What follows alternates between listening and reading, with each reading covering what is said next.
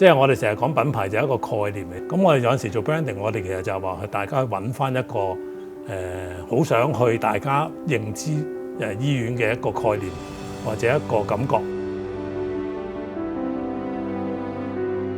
咁佢嗰陣時，我記得好似佢 identify 咗有幾樣佢覺得係醫院嘅特質出嚟嘅。即係第一就係佢嗰種全人嘅關顧啦，即係講緊嗰個同佢哋個家庭醫學嗰個概念一個關係啦。第二就係嗰個以人為本嗰種服務嘅感覺啦。第三就係嗰個基督教背景嗰樣嘢都係比較突出啲嘅喺嗰個成 research。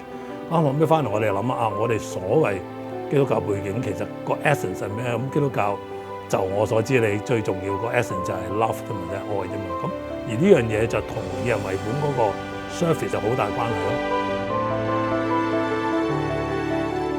如果你一般病人，你尤其是冇宗教信仰嘅人，你點樣叫做喺個醫院嘅體驗裏邊，你 feel 到你嗰種所謂基督嘅精神，其實就係嗰種人性化嘅服務啫嘛，嗰種有愛做基礎嘅服務。咁所以我哋唔係諗到用愛嚟到，其實你嘅愛其實就係你嘅醫療嘅過程，或者你嗰個 execution 就係個愛嘅表現。